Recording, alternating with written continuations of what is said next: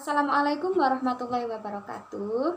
Di sini saya akan presentasi tentang anak dan proses pemerolehan bahasa anak guna memenuhi tugas pengembangan bahasa anak usia dini yang dibimbing oleh Ibu Ratnasari Dwi Ade Chandra MPD. Langsung saja, beberapa ahli pendidikan anak itu mempunyai definisi dan konsep tentang anak dan bagaimana anak itu berkembang. Yang pertama adalah Pestalozzi. Nah, Pestalozzi ini berpendapat bahwa anak pada dasarnya itu memiliki pembawaan yang baik. Pertumbuhan dan perkembangan yang terjadi pada anak itu berlangsung secara bertahap dan berkesinambungan. Kemudian, menurut Rousseau, ibu itu dapat menjamin pendidikan anaknya. Jadi dalam mendidik anak itu, ibu atau orang tua itu harus memberikan kebebasan pada anak supaya apa? Supaya anak dapat berkembang secara alami. Jadi ia berprinsip bahwa semua orang tua itu harus memberikan kebebasan pada anak agar anak itu berkembang dengan alamiah. Kemudian selanjutnya, menurut Froebel, pada dasarnya anak itu bersifat baik. Nah, jika ada sifat buruk yang timbul, itu mungkin karena kurangnya pendidikan kepada anak tersebut. Jadi anak itu punya kecenderungan berkembang menjadi baik, namun bagaimana kita membimbingnya supaya mereka tetap menjadi baik, seperti kodratnya tadi. Selanjutnya adalah menurut Montessori. Menurut Maria Montessori, dia berpandangan bahwa anak itu ketika lahir, mereka itu sudah memiliki pola perkembangan psikis atau jiwa. Jadi sejak lahir mereka itu sudah memiliki pola perkembangannya masing-masing. Tapi proses perkembangan yang dilalui itu dapat diamati. Jadi bagaimana mereka perkembangannya itu bisa diamati. Nah, Maria Montessori juga menyatakan bahwa dalam perkembangan anak itu terdapat masa peka. Masa peka itu apa? Masa yang ditandai dengan begitu tertariknya anak terhadap suatu objek atau karakteristik tertentu untuk memenuhi kebutuhan dalam jiwanya secara spontan agar mereka puas. Kemudian yang selanjutnya adalah paham konstruktivisme. Ini yang dimotori oleh dua ahli, yaitu Piaget dan Vygotsky. Nah, mereka itu berasumsi bahwa anak itu mempunyai pengetahuan yang aktif.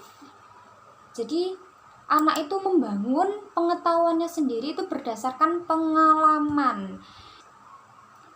Anak adalah makhluk yang belajar, yang aktif, yang dapat mengkreasikan atau menciptakan atau membangun pengetahuannya sendiri. Itu menurut paham konstruktivisme. Selanjutnya menurut Harlock. Menurut Harlock itu manusia berkembang melalui beberapa tahapan yang berlangsung secara berurutan, terus-menerus, dan dalam tempo perkembangan yang tertentu. Jadi mereka mengalami beberapa tahapan yang terus-menerus. Yang pertama adalah masa pralahir. Masa pralahir ini dimulai sejak terjadinya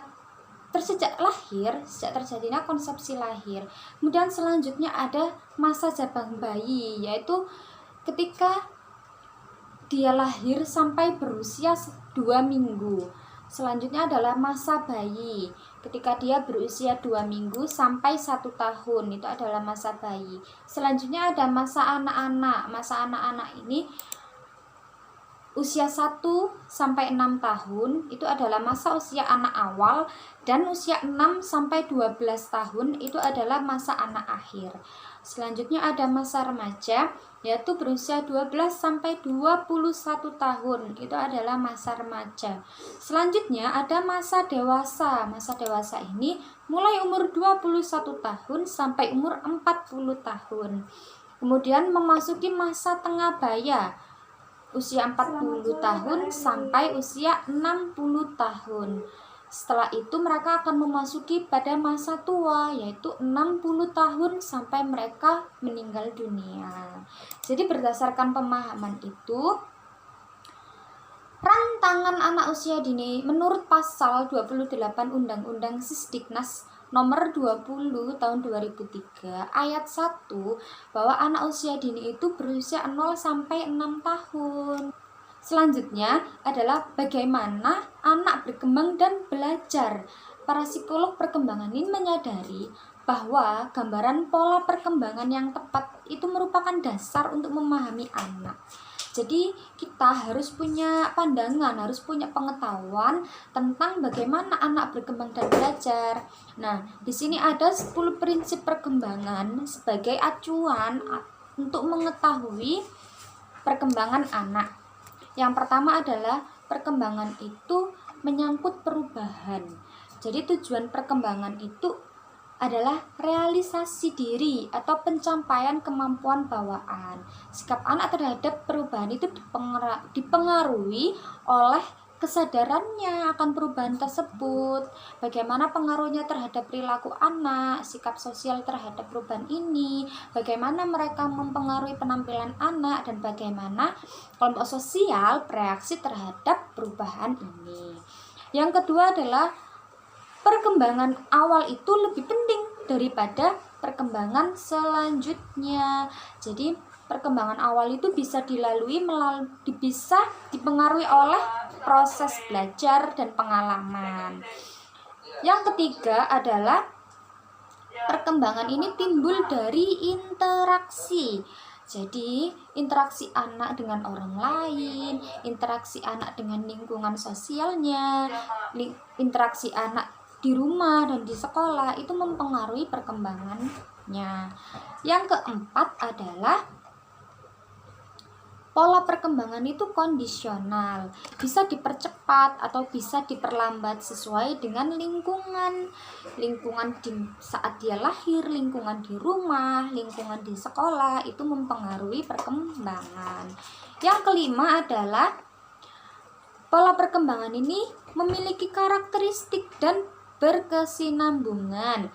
Jadi pola perkembangan itu berkesinambungan, mau dengan pola bahasa dan pola perkembangan bahasa dan perkembangan kognitif itu berkesinambungan. Kemudian yang keenam adalah perkembangan tiap individu itu berbeda-beda. Anak satu dengan anak yang lain itu jangan disamakan loh. Anakku perkembangannya sudah sampai sini, anakku perkembangannya sampai sini, itu nggak bisa disamakan. Jadi kembali lagi ke tadi, perkembangan itu dipengaruhi oleh lingkungannya. Karena setiap anak lingkungannya berbeda-beda, jadi perkembangannya itu juga beda-beda.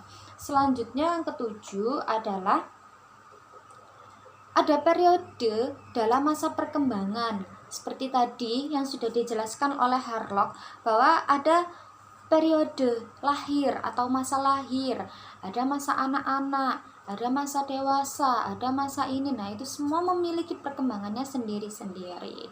Kemudian yang kedelapan adalah adanya harapan sosial dalam periode-periode tersebut. Harapan sosial ini berbentuk tugas perkembangan yang memungkinkan para orang tua dan guru mengetahui pada usia berapa anak-anak mampu menguasai berbagai pola perilaku yang baik, seperti itu.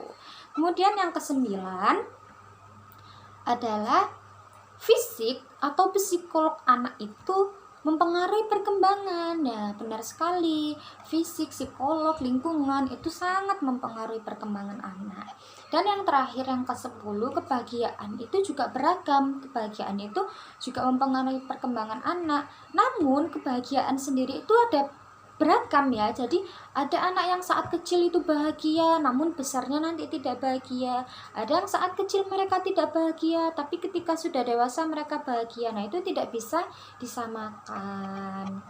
Selanjutnya, dalam proses menuju perkembangannya itu anak secara alami dalam kehidupan sehari-hari. Jadi anak itu mengalami perkembangan itu secara alami dari kehidupan sehari-harinya. Dan belajarnya anak adalah bermain. Dunia anak itu adalah dunia bermain, sehingga pola perkembangan anak itu dilalui secara alamiah dengan cara bermain. Nah, kemudian bermain itu apa? Banyak sekali orang yang menekan atau yang kurang paham dengan arti bermain. Nah, ini ada definisi bermain menurut beberapa para ahli. Yang pertama menurut Piaget. Menurut Piaget, bermain itu merupakan kegiatan yang dia lakukan berulang-ulang demi kesenangan. Itu menurut Piaget. Kemudian menurut John Freeman. Menurut John Freeman, bermain itu adalah aktivitas yang membantu anak untuk mencapai perkembangan yang utuh, baik perkembangan fisik, perkembangan intelektual, perkembangan sosial, perkembangan emosional, dan perkembangan lainnya. Kemudian menurut Harlock, perkembangan adalah kegiatan yang dilakukan untuk kesenangan yang ditimbulkannya itu tanpa mempertimbangkan hasil akhir. Jadi hanya fokus untuk kesenangan saja. Kemudian selanjutnya menurut Hughes, perkembangan anak itu hal yang berbeda dengan belajar. Jadi bermain, menurut Hughes, bermain itu berbeda dengan belajar atau bekerja. Nah, bermain ini harus ada 5 unsur di dalamnya. Apa aja 5 unsur itu? Memiliki tujuan. Jadi bermain itu memiliki tujuan. Apa tujuannya? Untuk kepuasan, untuk kesenangan anak, untuk mendapat kebahagiaan, seperti itu. Yang kedua adalah bebas, anak bebas memilih, tidak ada paksaan untuk mereka bermain. Kemudian yang ketiga adalah menyenangkan. Jadi bermain itu harus menyenangkan, harus dapat dinikmati, seperti itu. Yang keempat, mereka ini bisa berhayal. Jadi bermain itu berhayal, sama dengan berhayal, maksudnya untuk mengembangkan kognitif anak ya, untuk mengembangkan imajinasi mereka. Jadi bermain itu harus ada berhayalnya, seperti kamu nanti jadi dokter ya, aku nanti jadi pasien. Nah, itu kan mereka berhayal. Oh, kamu pura-pura jadi dokter, saya pura-pura jadi absen, ini pura-puranya rumah sakit. Itu adalah hayalan dan itu bagus. Dan yang terakhir, yang kelima, itu dilakukan secara aktif dan sadar. Jadi nggak saat ngelindur atau saat dia mengantuk. Nah, seperti itu. Kemudian selanjutnya menurut Froebel menjelaskan bahwa konsep belajar itu merupakan proses belajar. Konsep bermain itu merupakan proses belajar untuk anak. Jadi anak itu ketika anak diajak bermain ke kebun, diajak bermain ke sawah misalnya, itu adalah proses belajar juga untuk anak, seperti itu. Jadi ketika anak itu diajak bernyanyi, ayo kita bernyanyi, itu kan bermain ya. Nah, itu sama dengan belajar. Itu menurut Froebel. Yang selanjutnya adalah menurut Karl Buhler dan Seng dan Ziegler. Bermain adalah kegiatan yang menimbulkan kenikmatan. Kenikmatan itu menjadi rangsangan kita sebagai perilaku baik. Jadi bermain itu menimbulkan kenikmatan, dan kenikmatan itu menjadi rangsangan baik untuk anak, seperti itu.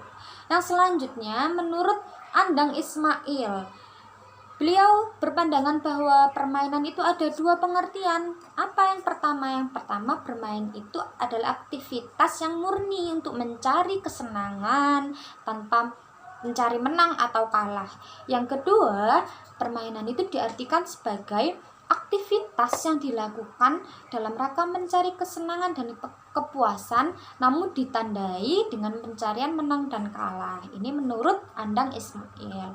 Selanjutnya menurut Kim Praswill, dia berpendapat bahwa bermain adalah usaha olah diri, olah pikir, olah fisik, dan yang sangat bermanfaat bagi peningkatan dan pengembangan motivasi, kinerja, prestasi dalam melaksanakan tugas dan kepentingan organisasi dengan lebih baik. Itu menurut Kim Praswill. Yang selanjutnya adalah menurut Hans Daeng. Dia berpendapat bahwa bermain itu adalah bagian mutlak dari kehidupan anak, dan permainan itu merupakan bagian integral dari proses pembentukan kepribadian anak. Selanjutnya menurut Mulyadi. Menurut Mulyadi, bermain ini dilakukan secara spontan, dan menurutnya itu bermain itu ada 5 pengertiannya. Apa saja? Yang pertama itu sesuatu yang menyenangkan dan memiliki nilai intrinsik pada anak. Yang kedua, tidak memiliki tujuan ekstrinsik. Jadi motivasinya itu lebih ke bersifat intrinsik tadi. Kemudian yang ketiga itu bersifat spontan dan sukarela, tidak ada paksaan, anak bebas memilih, seperti itu. Yang keempat, melibatkan peran aktif keikutsertaan anak. Jadi bermain itu mereka harus aktif, tidak hanya ikut-ikutan aja, tidak hanya lihat saja, seperti itu. Dan yang kelima, memiliki hubungan sistematik yang khusus dengan sesuatu yang bukan bermain, misalnya kreativitas, pemecahan masalah, belajar bahasa, pengembangan sosial, dan sebagainya. Nah, berdasarkan definisi tersebut dapat kita tarik kesimpulan bahwa bermain itu merupakan seluruh aktivitas yang dilakukan oleh anak atau oleh individu yang sifatnya itu menyenangkan dan itu berfungsi untuk mencapai perkembangan yang utuh, seperti perkembangan fisiknya, perkembangan emosi, perkembangan sosial, dan lain-lain. Kemudian di sini ada beberapa tahap untuk memahami sesuatu pada anak. Tahap untuk memahami sesuatu pada anak ada 3 tahap. Apa saja? Yang pertama adalah tahap enaktif. Dalam tahap ini tuh penyajian yang dilakukan melalui tindakan anak secara langsung terlihat dalam memanipulasi objek. Jadi itu terlihat secara langsung. Kemudian yang kedua ada tahap ikonik. Dalam tahap ini kegiatan penyajian dilakukan berdasarkan pada pikiran internal, di mana pengetahuan ini disajikan melalui berbagai serangkaian gambar atau grafik yang dilakukan anak. Kemudian berhubungan dengan mental yang merupakan gambaran dari objek, seperti itu. Yang ketiga ada tahap simbolis. Nah, dalam tahap ini bahasa adalah pola dasar simbolik. Anak memanipulasi simbol-simbol atau lambang-lambang objek tertentu, seperti misalnya ada tulisan Indomaret. Nah, kalau anak kecil kan nggak mungkin bisa membaca itu Indomaret, tapi dia paham kalau itu Indomaret. Gimana pahamnya? Ya mereka itu melihat dari simbolnya, seperti itu. Selanjutnya, bagaimana anak TK atau anak SD itu belajar bahasa dan implementasinya itu bagaimana? Nah, menurut Kiparsky dan Tarigan, mereka itu berpendapat bahwa bahasa adalah suatu proses yang digunakan oleh anak-anak untuk menyesuaikan serangkaian hipotesis dengan ucapan orang tua sehingga mereka dapat memilih kaidah tata bahasa yang baik dan paling sederhana dari bahasa yang bersangkutan. Nah, di sini ada beberapa prinsip dalam pemerolehan bahasa anak. Yang pertama adalah berlangsung dalam situasi informal. Jadi bukan di sekolah atau di tempat formal lainnya. Yang kedua, pemilihan bahasa ini tidak melalui pembelajaran formal, ya benar saja, karena pemerolehan bahasa ini bisa dilakukan di mana saja dan kapan saja. Yang ketiga, dilakukan tanpa sadar atau spontan, jadi tidak ada paksaan. Yang keempat, dialami langsung oleh anak dan terjadi dalam konteks berbahasa yang bermakna bagi anak. Dan di sini ada beberapa teori tentang pemerolehan bahasa anak. Yang pertama adalah teori behaviorisme. Dari teori ini perilaku bahasa anak-anak itu dapat diamati secara langsung dan berhubungan antara reaksi dan rangsangan. Jadi antara rangsangan dan reaksi ini akan berhubungan. Perilaku bahasa yang efektif itu adalah membuat reaksi yang tepat terhadap rangsangan. Jadi kalau reaksinya ini bagus, itu bisa dijadikan kebiasaan untuk anak dan itu bisa dijadikan bahasa pertamanya anak. Nah, sebagai contoh seperti ini. Misalnya kalau anak itu salah bicara, dia mau mengucap barangkali, tapi dia mengucapnya bilang kali. Itu kan salah ya. Nah, ketika orang tua itu memberi rangsangan bilang kali, bukan bilang kali nak, tapi barangkali. Nah, ketika diberi rangsangan seperti itu, maka dia akan bereaksi, oh kalau mau bicara barangkali bukan bilang kali, biar nggak dimarahi mama. Nah, dari rangsangan yang dibenarkan tadi, maka anak akan bereaksi untuk membenarkan bahasanya sendiri. Nah, kemudian selanjutnya ada teori nativisme. Nah, dari teori ini perilaku berbahasa itu adalah sesuatu yang diturunkan atau genetik, turun menurun, kemudian memiliki pola perkembangan yang sama di lingkungan, dan lingkungan itu berperan dalam proses pematangan bahasa anak. Jadi lingkungan itu sangat berperan dalam pematangan bahasa anak. Nah, kemudian menurut teori ini, bahasa itu adalah sesuatu yang kompleks dan rumit sehingga mustahil dapat dikuasai anak dalam waktu singkat. Jadi menurut teori ini tuh pematangan bahasa anak itu tidak mungkin dilakukan dalam waktu singkat seperti itu. Kemudian yang ketiga ada teori kognitivisme. Nah, teori ini dipelopori oleh Piaget. Piaget itu berpendapat bahwa perkembangan bahasa itu ada beberapa kemampuan yang berasal dari perkembangan kognitif. Jadi perkembangan bahasa itu ditentukan oleh perkembangan kognitif anak. Nah, menurut teori ini, perkembangan itu yang ditonjolkan pertama adalah perkembangan kognitif dulu, nanti baru perkembangan lainnya itu akan mengikuti. Dan menurut teori ini, bahasa itu distrukturi oleh nalar, dan nalar itu termasuk perkembangan kognitif. Jadi harus kognitifnya dulu yang berkembang, baru kemudian mereka bisa berbahasa dengan baik. Selanjutnya ada teori interaksionisme. Nah, dari teori ini itu disimpulkan bahwa kemampuan bahasa itu adalah hasil dari interaksi antara kemampuan mental dan lingkungannya. Jadi kemampuan mentalnya dan lingkungan di mana dia tinggal itu sangat berpengaruh dalam kemampuan bahasa anak. Selanjutnya, apa yang dapat kita lakukan untuk memfasilitasi pembelajaran bahasa anak? Apa yang harus kita lakukan? Nah, di sini ada beberapa prinsip-prinsip belajar anak yang perlu diperhatikan oleh kita sebagai orang tua atau guru.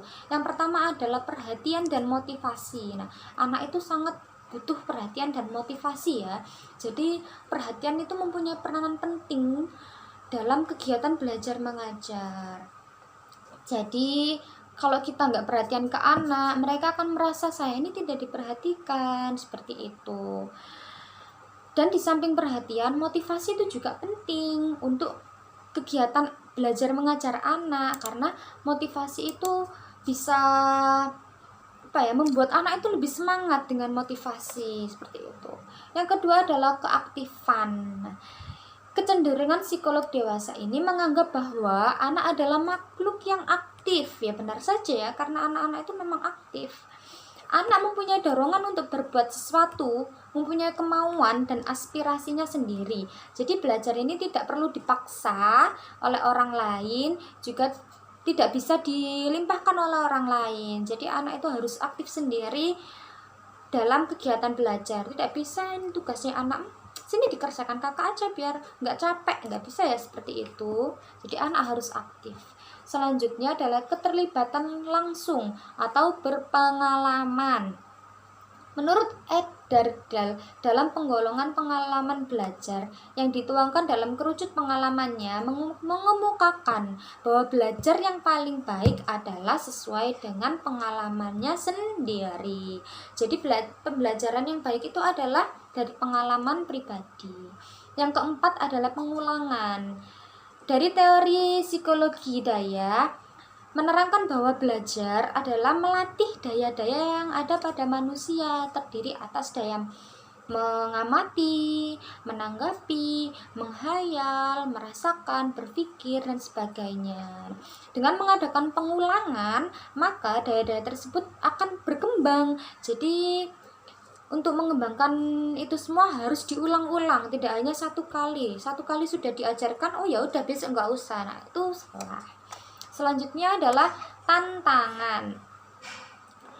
Agar anak timbul motif yang kuat untuk mengatasi hambatan dengan baik, maka dalam belajar itu harus menantang. Jadi anak itu punya greget gitu loh untuk menyelesaikan tugasnya. Jadi enggak yang gampang-gampang banget. Anak kalau gampang-gampang banget kan maka mereka akan bosan. Nah, ini kita harus bisa membuat mereka itu bergairah, membuat mereka itu merasa tertantang untuk mengerjakan. Seperti itu. Selanjutnya adalah balikan dan penguatan. Siswa selalu membutuhkan suatu kepastian dari kegiatan yang dilakukan. Apakah yang kulakukan ini benar ya? Apakah yang aku lakukan ini salah? Nah, dengan seperti itu maka akan mereka memiliki pengetahuan tentang hasil. Jadi siswa itu belajar lebih banyak apabila setiap langkah segera diberikan penguatan. Ketika mereka melakukan kesalahan, ya udah kita berikan pemahaman, kita berikan penguatan pada anak. Ini salah, ini baik, supaya mereka paham apa yang dilakukannya itu benar atau salah. Selanjutnya yang ketujuh adalah perbedaan individual. Semua siswa itu merupakan individual yang unik. Artinya apa? Artinya tidak ada siswa yang dilahirkan dari orang tua yang sama. Ya jelas ya, meskipun dari orang tua yang sama pun mereka kan berbeda. Meskipun mereka anak kembar, fisiknya kembar, wajahnya kembar, itu belum tentu karakteristik mereka itu sama. Psikolognya itu sama, itu belum tentu. Jadi setiap individu itu pasti berbeda. Selanjutnya, secara khusus untuk memaksimalkan dan menumbuh kembangkan literasi pada anak, maka menurut Baharudin ada beberapa cara. Yang pertama, sediakan beragam artefak literasi untuk anak. Maksudnya apa? Artefak literasi itu mungkin seperti fasilitas agar anak itu mau memahami tentang bahasa, seperti buku cerita, koran, pensil, penghapus, dan lain sebagainya. Nah, dari itu mungkin mereka akan keingintahuannya akan berkembang. Jadi ada buku, aku belum bisa baca, bagaimana caranya aku bisa membaca. Nah seperti itu. Kemudian selanjutnya yang kedua adalah demonstrasikan beragam kegiatan literasi dan libatkan anak untuk mengalaminya. Perkembangan literasi dini tidak terjadi begitu saja. Jadi anak itu harus diberikan waktu untuk mengobservasi dan berpartisipasi dalam beragam aktivitas literasi dengan orang di sekitarnya yang mendemonstrasikan kegiatan literasi tersebut. Kemudian yang ketiga, demonstrasikan berbagai peristiwa literasi dan libatkan anak-anak dalam peristiwa tersebut. Jadi setelah mereka terlibat dalam kegiatan literasi, maka sikap positif mereka itu akan muncul dan diperkuat ketika mereka itu melihat orang lain juga membaca. Misalnya ketika mereka melihat orang lain membaca, menulis, maka itu akan semakin kuat gitu. Selanjutnya yang keempat, demonstrasikan interaksi literasi dan libatkan anak-anak di dalamnya. Lakukan diskusi tentang apa yang mereka lihat, tentang apa yang mereka lakukan, tentang apa yang mereka alami, termasuk dengan membaca buku, mendengarkan musik, melihat film, ya seperti itu. Jadi ajak mereka diskusi setelah menonton film, misalnya ajak diskusi, film itu tadi menceritakan tentang apa ya kak, seperti itu. Nah, sekian presentasi dari saya. Apabila ada salah kata dan kekurangan, saya mohon maaf sebesar-besarnya. Terima kasih. Wassalamualaikum warahmatullahi wabarakatuh.